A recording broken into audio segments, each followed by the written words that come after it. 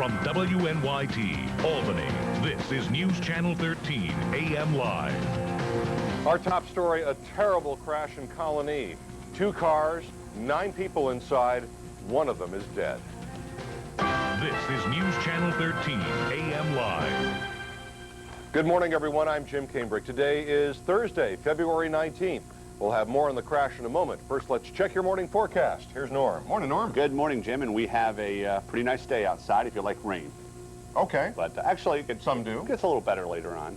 Some breaks of sun, maybe like yesterday, some bright spots, 43 later on. It's 35 outside right now. Our sunrise is 6:46. Sunset at 5:32 over the next couple of days in the Weather Center. Besides the usual hard work we do, we'll be watching the storm consolidate and make its way up the New England coast. I think more and more sunshine as we head into Saturday and especially Sunday. Okay, sounds good. Thank you, Norm. Yep. Now back to our top story, a fatal head-on crash in Colony. It happened on Waterville Shaker Road last night around 7 o'clock. There are 9 victims. 1 is dead. Neighbors say it's almost certain to happen again. Bill Lambdin reports. The cars ended up side by side on Waterville Shaker Road, but investigators say they crashed head-on. A green late model Ford carrying 5 Colony High School friends apparently crossed the center line of this narrow road and smashed into an oncoming car. 4 people were in that one. 2 were trapped, the driver for well over an hour. Unfortunately, in accidents like these, when cars have a tendency to just about melt around people, this is the type of thing we see. That driver and the teenage driver of the other car were helicoptered to Albany Med. 5 other crash victims also needed emergency treatment, but 2 teens were able to walk away.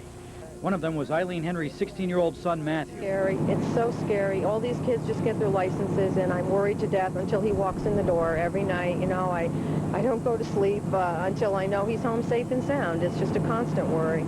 Neighbors heard the crash and say they weren't really surprised. Although the speed limit is 30 on this narrow, hilly road, cars travel it much faster. My neighbor has small children, and to be perfectly frank, he's talked about moving because he's afraid to let them out front of the house. My wife and I are a little hesitant to go out to the mailbox sometimes. They're driving so quickly. Colony police say they frequently patrol the road and stop speeders. Many of them feel that they can drive as fast on this road as they do on Central Avenue or the busier roads. In Colony, I'm Bill Lambdin for News Channel 13, AM Live. Killed in the crash, 50-year-old David Fishman of Windsor Drive in Albany. He was the driver of the second car. The driver of the first car, 16-year-old R.T. Vaughnan of Schenectady, is in critical condition at Albany Med. 2 passengers from the first car are also at Albany Med in serious condition. They are 13-year-old Michelle Lee and 14-year-old Alicia Lombardo, each from Albany. And more trouble on the road, this time in Amsterdam. The Sheriff's Department in Montgomery County says a 17-year-old driver was killed in a crash yesterday on State Highway 67. A 26-year-old man in the car with her was taken to Albany Med. Investigators, though, are saying little else about this incident at this point. Now, in emergencies like these, the victims need help right away. But that can be a problem as local crews have to zip through traffic to get to the scene. Our John Gray recently took a ride-along to take a look through the emergency cam. It's kind of like a target. When you see a deer and you put the headlights on, they usually tend not to move.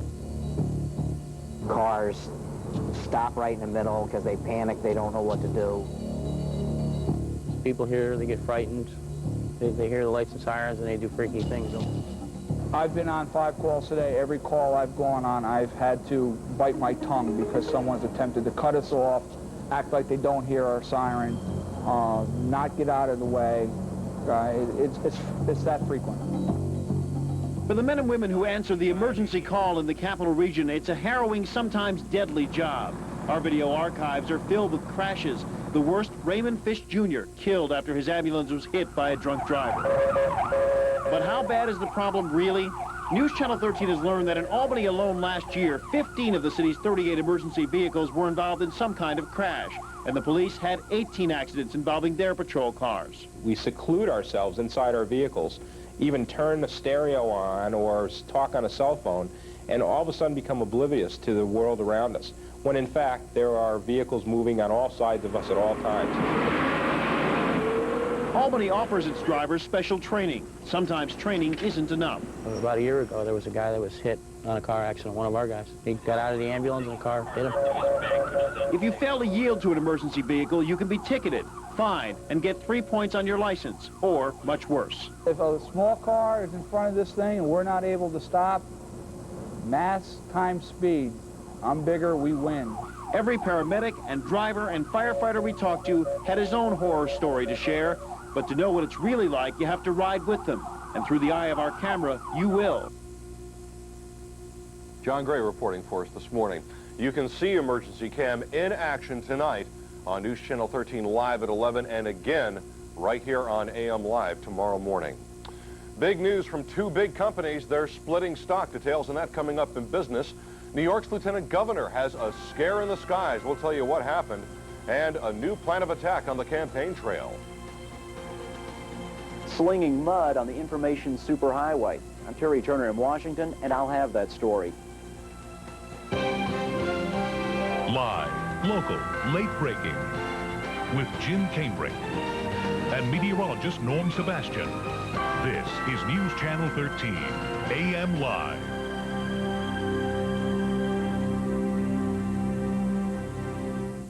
Closed captioning of News Channel 13 is sponsored in part by Pepsi. Welcome back. In business news, Dell's out with earnings and announces a stock split. And one of the most expensive seats in New York has been sold. Here's Alexis Christoforous with the Bloomberg Business Report. Good morning. And after the Bell earnings surprise from Dell Computer, the world's leading direct seller of computers earned 81 cents a share in the fourth quarter. That's a nickel better than what Wall Street was expecting. Texas-based Dell also announced a 2-for-1 stock split. Dell was able to escape fallout from Asia because only about 5% of its sales come from outside the U.S. and Europe. Another 2-for-1 stock split is in the offing for shareholders of Lucent Technology. The former AT&T Bell Labs is also hiking its dividend 6%. Shares of Lucent have tripled since the company was spun off from AT&T 2 years ago. We'll head to Wall Street next. Bloomberg Business Report is brought to you by AT&T. It's all within your reach. Well, the blue chip rally shows no sign of losing steam. The Dow climbed 52 points to 8451. Its first close above 8,400 and its sixth straight record. The S&P 500 finished 9 points higher for a record close, and the Nasdaq added 12 points. The job axe is falling at Medtronic. The maker of medical devices based in Minneapolis will cut 1,000 jobs and close some facilities. It's all part of a restructuring designed to save Medtronic $50 million a year and boost earnings. Well, the next time you plunk down $80 for a Broadway show, consider the price of a ticket to trade on the world's largest stock exchange. A seat on the NYSE sold this week for a record $1.8 million. Owning a seat gives you the right to trade and vote at exchange meetings. Now, we can't tell you the name of the new owner. The exchange doesn't give out that information. And that's today's Bloomberg Business Report. I'm Alexis Christoforous.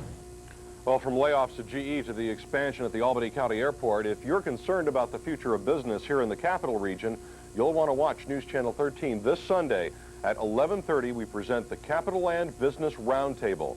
Ed Degg will speak with the heads of some of the region's most prominent companies to get their take on what's happening with the local economy now and what could happen in the future. Watch Sunday morning at 11:30 right here on News Channel 13. Now, time to check traffic. Here from the TRAFFAX Command Center, Dave Wagner. Dave? Thank you very much, Jim. Right now, we do have some light rain and wet roads that could cause the occasional slippery spot. You use a little extra caution. Colony, an accident clearing Route 155 just east of Northway Exit 5. And in Warren County and Warrensburg, fire department activity and a structure fire causing some slowdowns. That's Route 9 at Pack Forest Road, north of Route 28. This report brought to you by the best takeout restaurant in town, your nearby Grand Union. For News Channel 13, I'm Dave Wagner in the TRAFFAX Command Center. All right, thank you, sir. Now for a look at the forecast. Here's Norm. And, Jim, it is a foggy morning in some locations. Some showers, 35 degrees, a low so far. That is our current reading. Normally, we should have a high of 34 and a low of 15. That went up a notch, the overnight low, by the way, in the last day. -7, the record low, 1878. Relative humidity, 100%. Wind chill, 35, no wind. And you can see readings around the Northeast just about everywhere, with the exception of Messina and Mount Washington, are at or below, or I should say at or above freezing. So it's a pretty mild morning throughout the region. Rain, yes, some showers for the most part. It is light moving through the Berkshires to the north. More showers around. They're going to hang around through this morning, all from this storm that is slowly, and I mean slowly, consolidating itself off New England. It'll slowly move away, but as you can see by the satellite picture, lots of clouds to the west, so we're not going to get rid of the clouds anytime soon, although we could see a few breaks here and there this afternoon. And tonight and tomorrow, eventually we'll see more sunshine on Saturday, then Friday, and I think a sunny day coming up on Sunday. 37 to 42 today, And there are your clouds and showers. There's your afternoon breaks. There are some breaks tonight. Maybe a rain or snow shower, 32 to 37. And during the day tomorrow, cloudy with scattered showers, breezy. Again, we may see a break or two of sunshine, but don't count on it. Periods of snow in the mountains to the north, 40 to 45 in the 40 outlook. Slowly, Jim, we see more sunshine. Maybe a break tomorrow, a little more Saturday, more on Sunday. And I don't know if we can get more on Monday from Sunday, but we'll try. Hey, we'll get what we can take. Thank you, Norm. Okay. Near disaster for Lieutenant Governor Betsy McCoy Ross and a new way to sling mud on the campaign trail. Those stories coming up. First, the lottery numbers. The daily 078, the win 4, 3630, and the lotto 32, 42, 47, 48, 51, 54. The supplementary number 46.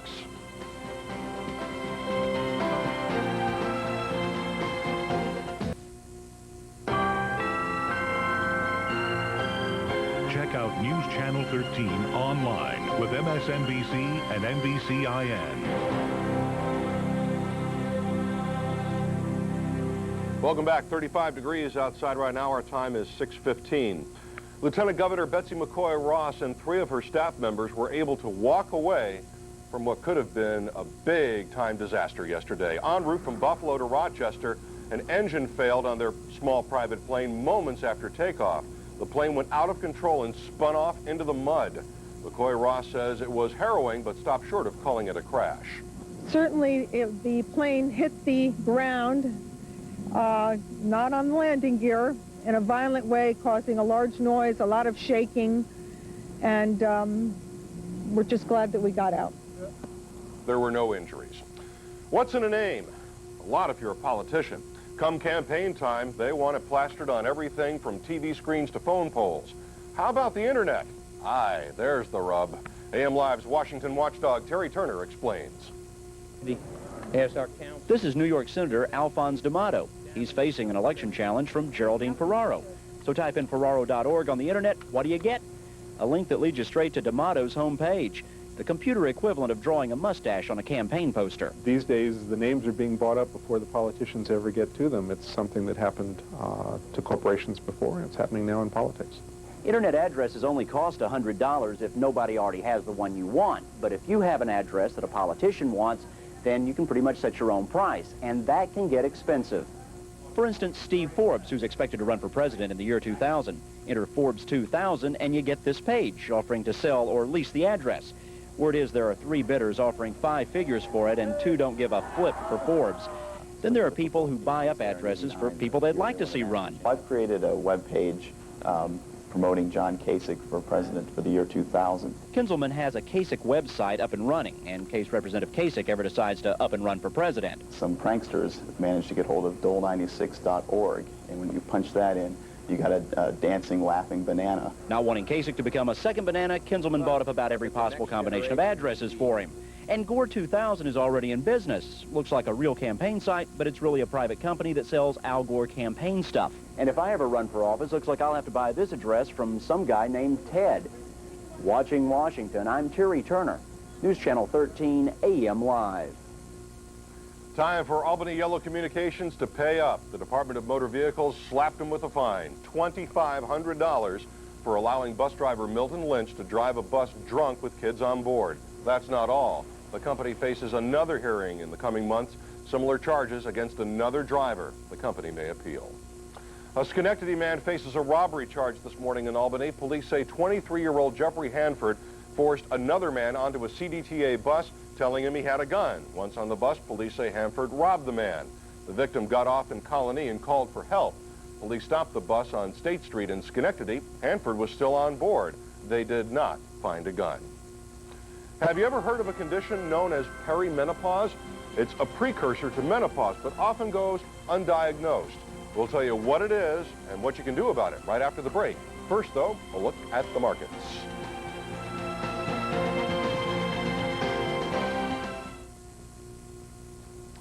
Everyone knows about menopause, but how about perimenopause?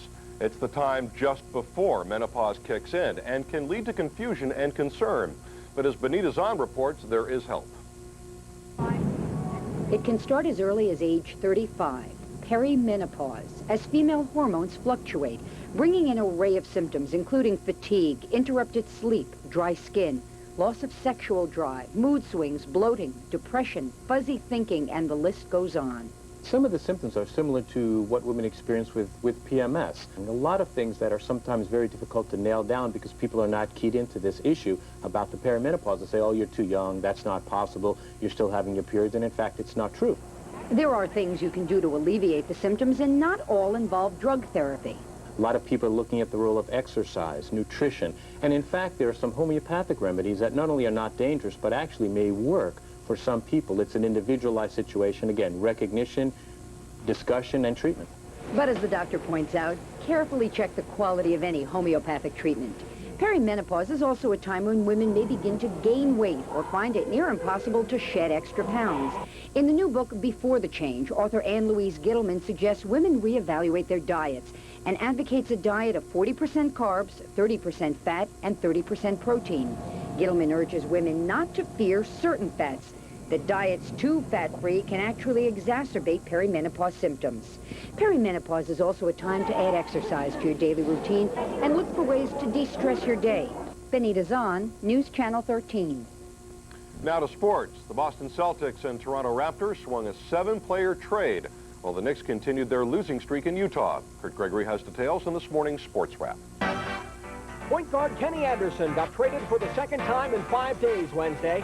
After refusing to report to Toronto, the Raptors sent Anderson to the Boston Celtics along with 2 other players, forward Popeye Jones and center Zahn Tabak. In return, the Raptors got 4 players, including point guard Chauncey Billups, the 3rd overall pick in last summer's draft.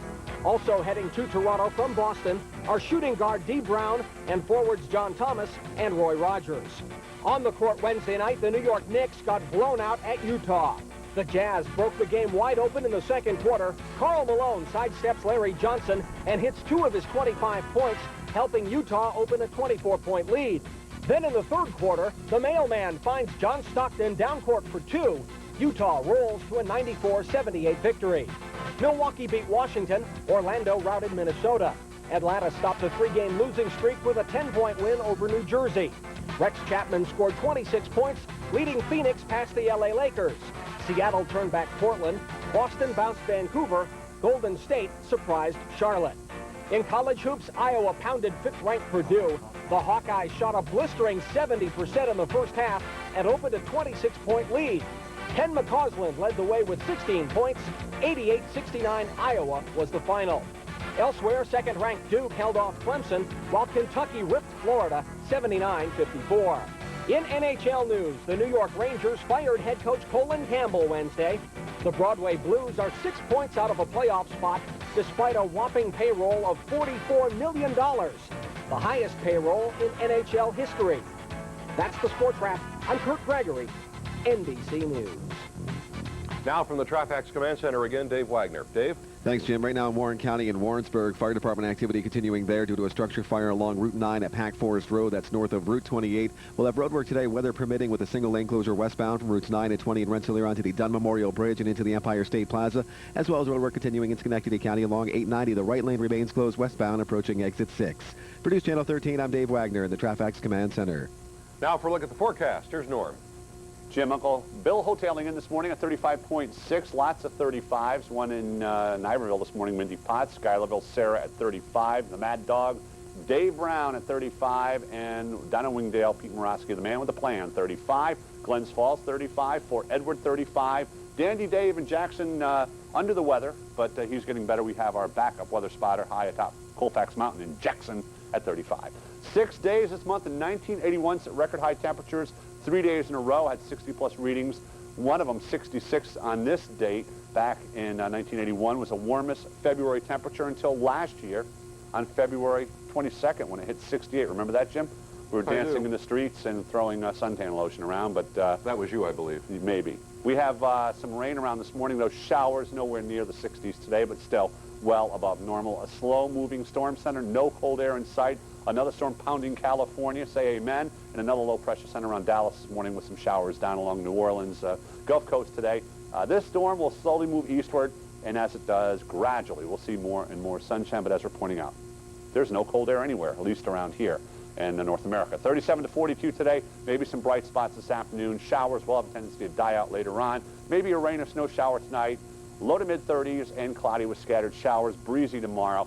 I don't think it's going to rain that much tomorrow, but nonetheless, there could be a couple around, and then we'll see a gradual increase in sunshine, and it warms up pretty nice by the end of the weekend. Jim. All right, thank you, Norm. You're waking up with the hour-long News Channel 13 AM Live. Coming up later on today, we'll talk with Secretary of State Madeleine Albright about the showdown with Saddam. Plus, tips for parents. Should you reward your kids for good behavior? Plus, new information on sunscreen and skin cancer. So join us later. And see what a difference today makes.